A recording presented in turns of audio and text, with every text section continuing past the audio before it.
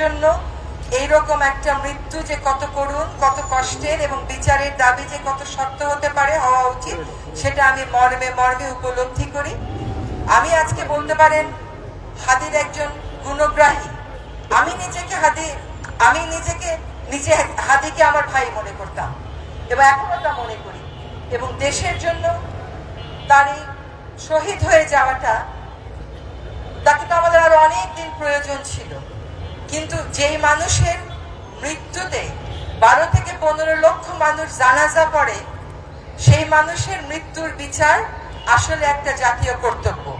আপনাদেরকে আমি আশ্বস্ত করছি, অন্তর্বর্তী সরকার হয়তো আপনাদের মতন এখানে বসে নেই, কিন্তু অন্তর্বর্তী সরকার আমাদের শহীদ হাদিকে যারা খুন করেছে, সে সমস্ত চিহ্নিত খুনি, এর পিছনে যারা ছিল, সকলকে চিহ্নিত করে বিচারের মুখোমুখি করার জন্য কাজ করে যাচ্ছে।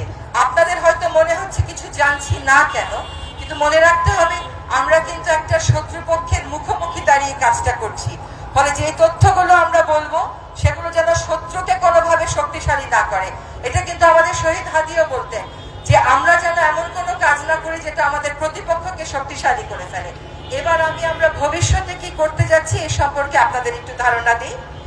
একটা হচ্ছে, আপনারা শুনেছেন যে সকল রকমের পরীক্ষা নিরীক্ষা শেষ করে এই হত্যাকাণ্ডের চার্জশিট সুনির্দিষ্টভাবে দেয়া হবে ইনশাআল্লাহ 7 জানুয়ারি 2026-এর মধ্যে। এই চার্জশিট দেওয়ার পরে অন্তর্বর্তী সরকার থাকাকালীন সময়ে যেন দ্রুত বিচারটা করে যাওয়া যায়, সেটার নিশ্চয়তা আমি আপনাদেরকে দিচ্ছি। ইনশাআল্লাহ আমরা থাকতে থাকতেই এই হত্যাকাণ্ডের বিচার হবে। আমরা আরেকটা কথা একটু বলে রাখি আপনাদেরকে জানাবার জন্য, যে আপনারা আসিয়ার ঘটনাটা জানেন।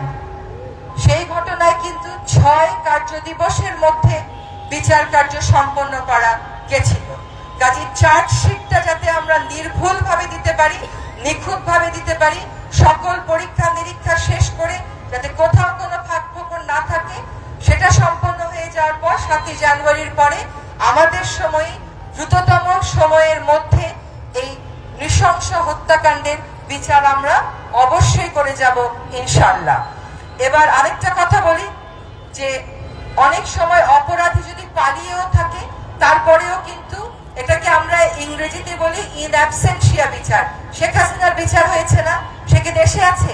তারপরেও আমাদের সর্বান্তকরণ চেষ্টা আছে তার হাদিকে যারা শহীদ করেছেন, আমাদের কাছ থেকে কেড়ে নিয়েছেন, তাদেরকে যেন, তারা যদি বাংলাদেশ থেকে চলে গিয়ে থাকেন, তাদেরকে যেন আমরা অবশ্যই দেশে ফিরিয়ে আনতে পারি।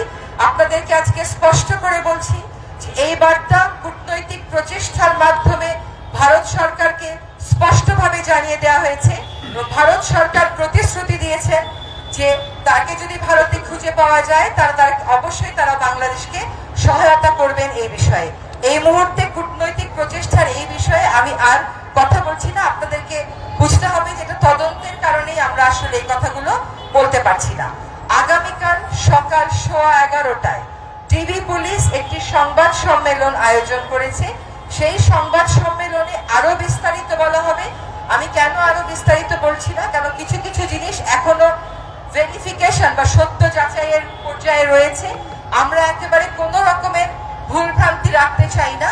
আগামীকাল সকাল 11:15টায় টিভি পুলিশ যে সংবাদ সম্মেলন করবেন, সেই সংবাদ সম্মেলনে আপনারা আরো বিস্তারিত জানতে পারবেন। আমি আমার বক্তব্য এখানেই শেষ করছি। আপনাদের সকলের সাথে আমাদের আত্মার অবশ্যই মিল আছে, আমাদের চাওয়ার অবশ্যই মিল আছে। আমরা শহীদ হাদির পরিবারের সাথেও যোগাযোগ রাখছি।